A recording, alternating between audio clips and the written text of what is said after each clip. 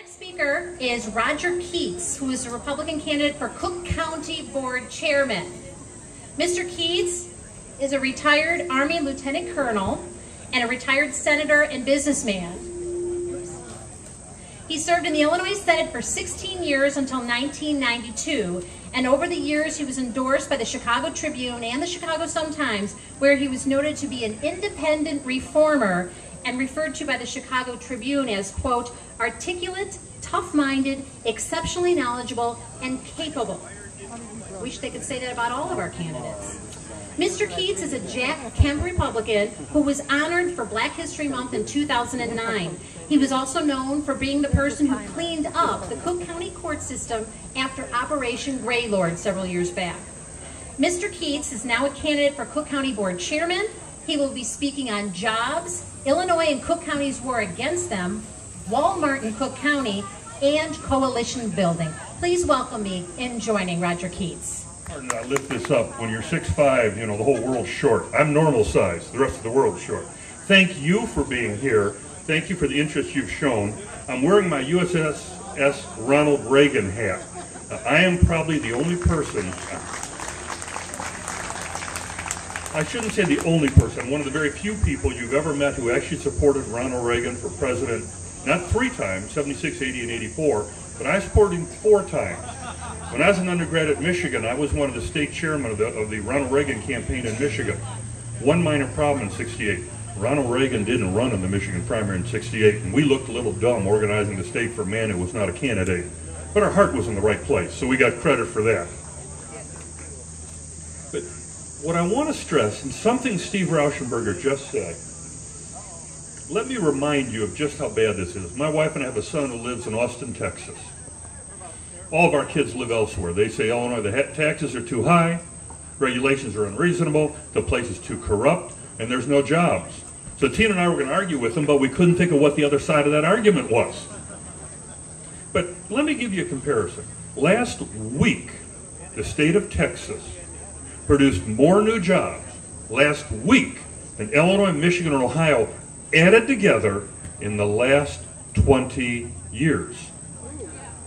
When the government talks about revenue shortfalls, I keep reminding them, government not having enough money, well, I never view that as a big problem, but still, the government not having enough money is not a problem. It is a symptom. The problem is the government has driven the private sector taxpayers out of work. If we had more taxpayers, you know what? We could generate revenue. Of course, then we could cut taxes more, would be my view, but that's a discussion for another day. But think about it. Texas in a week produces more jobs than Illinois, Michigan, and Ohio in 2 decades. And the leadership of our state can't figure out what the problem is. And I'll give you a perfect example. My opponent for president of the Cook County Board is Barack Obama's alderman. Last summer she was complaining about Obama because she thought he was too conservative, that he wasn't pushing aggressively enough for their agenda. We'll leave it at that. But the week before last, she was out campaigning to shut down the 3 largest power plants in Cook County. Now, a couple of days ago, August 11th, I was at the Puerto Rican Chamber of Commerce on the near west side of Chicago. It was 90-some degrees, and the heat index was well over 100, and ComEd, or whatever they call it now, had a brownout. In fact, they actually turned off the electricity in my neighborhood in Wilmette. They had a brownout. So here we are with a room of 100-some people in a small room with no air conditioner. Can I tell you what a cheap thrill that was with a heat index over 100? And my opponent wants to close the 3 biggest power plants in Cook County. If we can't even cover electricity now, and for any of those people who live south and west who got flooded out, you ever seen a sump pump that didn't need electricity to run so we could get the water out of their basement? And besides, with jobs, doesn't almost any company coming to Illinois need electricity? But the solution of my opponent is to shut down the 3 biggest power plants in Cook County. And we wonder why we've lost jobs over the last 20 years. With logic like that, we might as well just fold it up and go home. I'm going to finish fairly quickly and say when you're running for president of the Cook County Board, there are 3 issues you got to talk about. The highest sales tax in the country, tied to the most corrupt corporate personal property and residential property tax system in the country. People like Michael Madigan, the Speaker of the House, becoming multimillionaires by fixing the assessments for his clients. Guys, in the last 4 years, Michael Madigan, the Speaker of the House, the Chairman of the Democrat Party, has shifted over $1 billion of property tax assessment from his clients to the homeowners.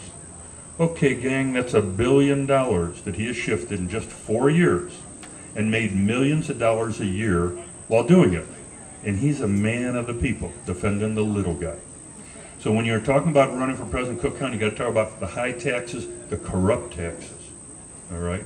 Then you got to talk about the fact that our regulatory agencies, to call them unreasonable would be almost being unfair. They aren't even nice enough to be unreasonable. First of all, you got to hire some politically connected law firm just to get your permit. That's absurd. Then the third one is dealing with corruption. And I promise people, day one, I'm going to fire 150 of Todd Strozier's friends and relatives, hire 12 But Todd told me, by the way, Todd Strozier's a nice enough guy. He may not have been a very good president of the county board, but he's a nice enough guy. He said, Roger, that's not fair. He says, I don't have 150 relatives on the payroll. He says, I only have 111. But anyway, I'm going to fire 150 of his friends and relatives day one and hire 25 new assistant inspector generals. And I'm going to turn them loose on every contract, every file drawer, every email, everything the county's done for the last decade, and we're going to clean these guys up.